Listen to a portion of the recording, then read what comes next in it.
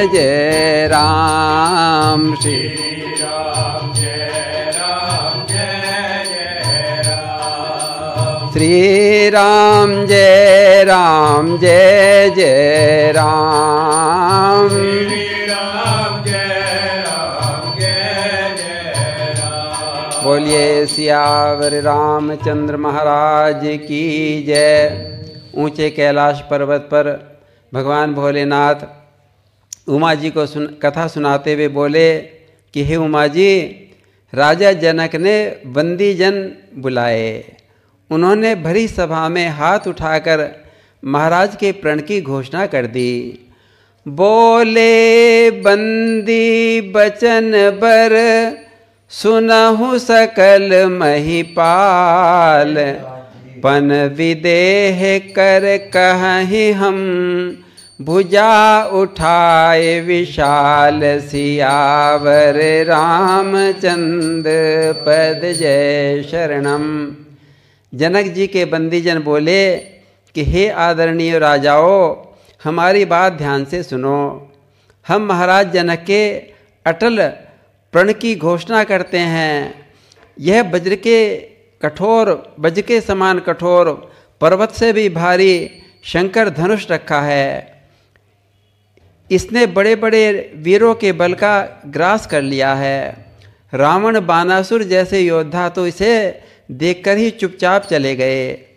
ऐसे इस पुरारी पिनाक का जो वीर तोड़ देगा, उसी को हमारी राजदुलारी सीता जी वरण करेगी।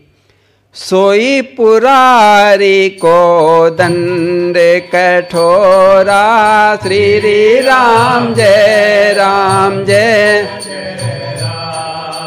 राज समाज आज जोई तोरा। श्री राम जय राम। त्रिभुवन जय समेत वे देही। श्री राम जय राम। बिनहि विचार बरहि हटिते ही। श्री राम जय राम। इस प्रकार महाराज जनक के बंदीजनों ने घोषणा कर दी, है समय यही क्षत्रिय वीरो निज छात्र शक्ति दिखलाने का। बल पौरुष का विशाल डंका मिथिला के मध्य बजाने का। देखें वह कौन भाग्यशाली ऐसा जिससे सीता का नाता हो। देखे वह कौन वीर है जो मिथिलेश्वर का जामाता हो। बंदी जन की जब सुनी यह घोषणा महान। धनुष उठाने को उठे बड़े बड़े बलवान। जनक जी की घोषणा सुनते ही बड़े बड़े योद्धा ताल ठोकर धनुष उठाने को चल दिए। खूब जोर लगाते हैं किंतु धनुष तो तिल भर भी नहीं हिलता। तमकिता कित की शिव धनुधर ही।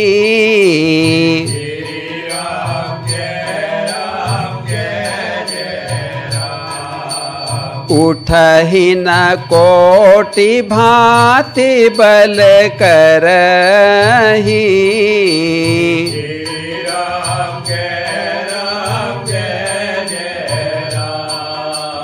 बड़े बड़े बलवान वीर ताल ठोक ठोक कर आते हैं, जोर लगाते हैं, पसीने से लथपथ हो जाते हैं, किंतु धनुष तो हिलता ही नहीं।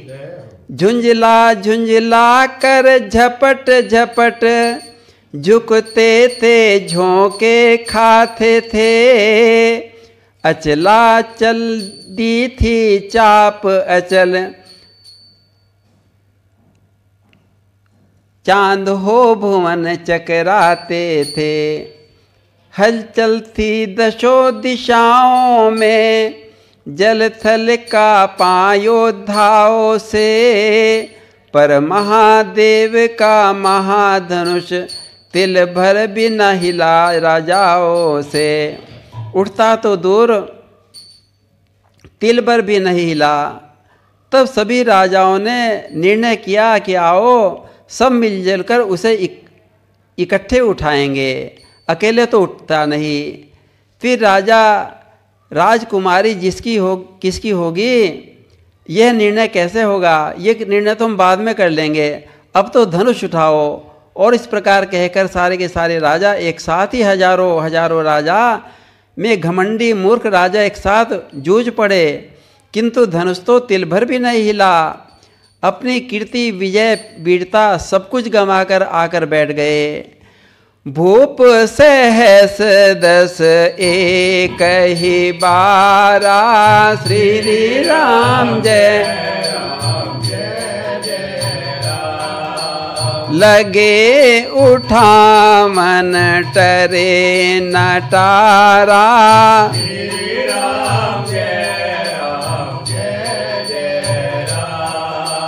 श्रीहत भय हार ही राजा।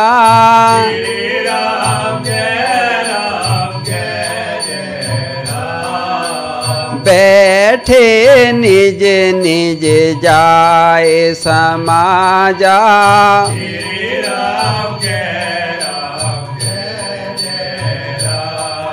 सब हार गए, निराश हो गए। मुंह नीचा करके राजाओं को देखकर जनक जी निराश हो गए। देश विदेश के बलशाली राजा और देवता भी मनुष्य का रूप धारण करके राजकुमारों का वेश बनाकर आए, किंतु धनुष को कोई हिला भी न सका। लगता है विधाता ने मेरी बेटी के भाग्य में कोई वर लिखा ही नहीं।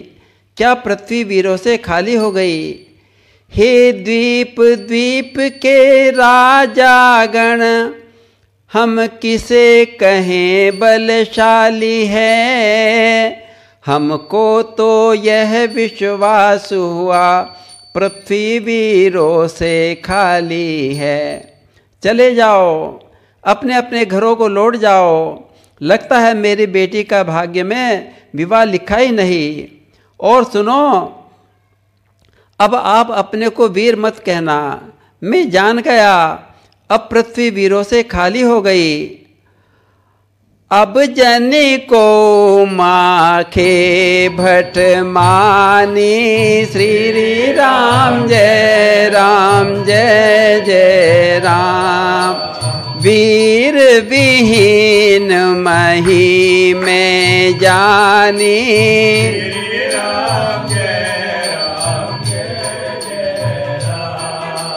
तजहु आस निज निज ग्रह जाओ।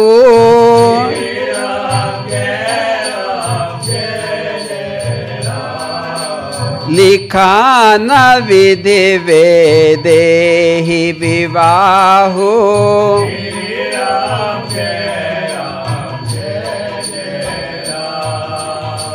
जनक जी तो ऐसा कहकर निराश हो गए, अपने राज सिंहासन पर जाकर बैठ गए।